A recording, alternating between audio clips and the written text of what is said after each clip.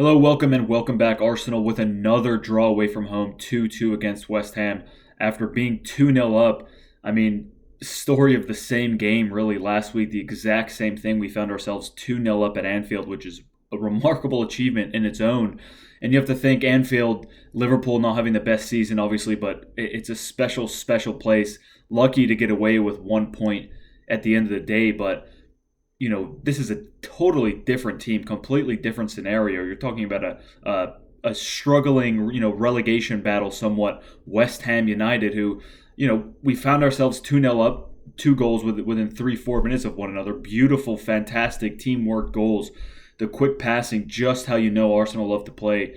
And after the 30 minutes, after 30 minutes in the first half, a completely different team looked to be playing. That Arsenal team were just sitting back on the ball, and when you're not attacking constantly, and when this team doesn't have the ball and they choose to defend, it's not the strength of this team.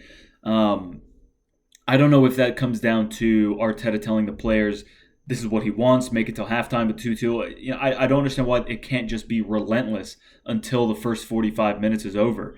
We give a penalty away. Gabriel sort of back to his.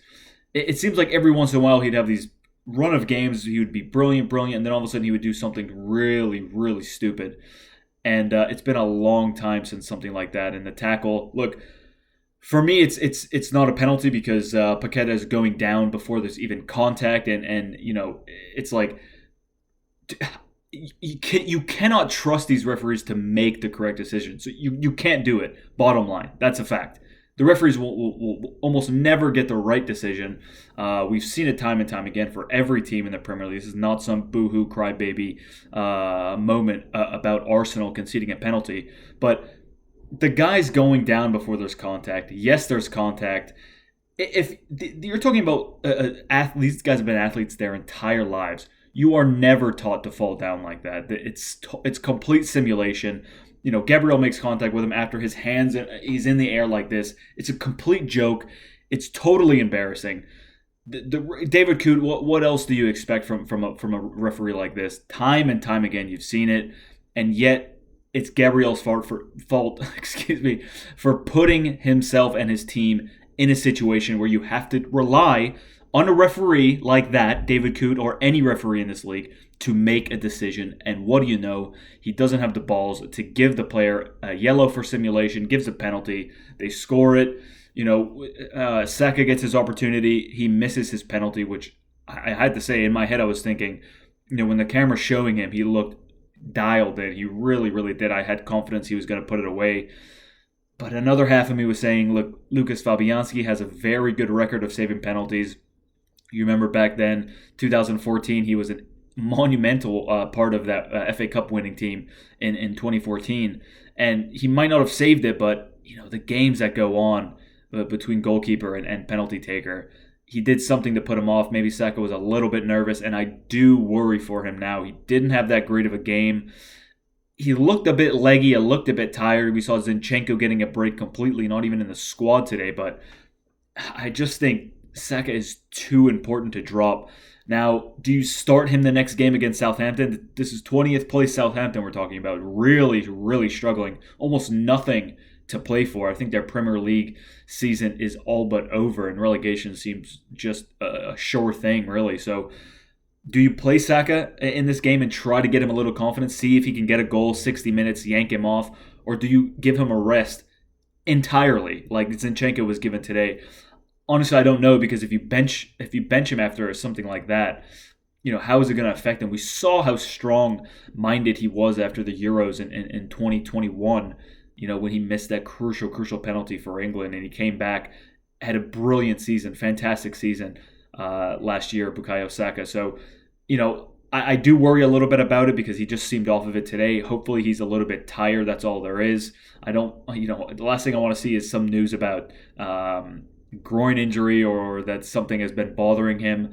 That would be horrible, but I do wonder what you think, if he should be given a rest or should you start him against Southampton and hope that he can score a goal, assist, find some way to get that confidence back that he obviously has been missing at the last game or two. So Yeah, that's a question for you to answer if you'd like. And I mentioned that this Arsenal team cannot just defend. I mean, you saw how ruthless Liverpool were, and West Ham did the same thing. They were doing the same thing to Arsenal. It was like we were playing at Anfield. We had no control of the ball. Every time we got it, it was just hoofed up field. There was no point even getting it because the press was so high from West Ham. The center backs were right on the center line, and there was nothing you could do to get the ball out.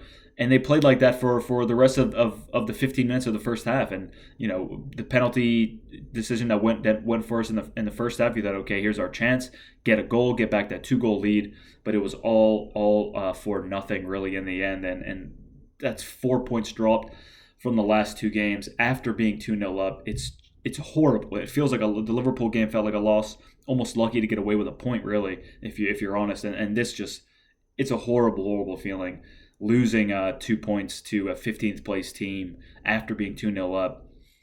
Really, really bad. And when you look at the track record for Arsenal, this is the only London Derby game away that they've dropped points. I think it's been 6 out of 6 wins, or maybe it's 5 out of 5. Clearly, first place, the most away wins, most goals scored away in away games, and fewest goals conceded in away games this season. So obviously improvement, no doubt, but those stats mean nothing when those stats are not going to give you 2 points at the end of the day. A 4-point gap, City in a game in hand. So realistically, you look at a 1-point gap, and Arsenal have to go to City. And I have essentially lost all faith that this team can win the league this year. Extremely optimistic person. I've got a bit of faith in this team, faith in the manager. It's a young team. People love dogpiling on Gary Neville about how he thought Man City would win when we had a 9-point gap, a 6-point gap, whatever it was. And every time I saw the tweet circulating, because we'd beaten Bournemouth or we'd won at Fulham or something like that, and these quotes come back around, people shitting on Gary Neville. Oh, he hates Arsenal. Look, the guy's a pundit at the end of the day. He played for Manchester United. Loves Manchester United, obviously a Man United fan. I'm sure he's got plenty of bad things to say about Arsenal. But at the end of the day, he's paid to be a pundit. And this point about Man City winning the league, he still thinks City will win the league. He even said if Arsenal go to Anfield and win, then it's their title to win. He did admit it. But he's been right all along. You look at this City team, and look at Haaland, man. The guy is a monster. He scores goals for fun. He makes it look easy.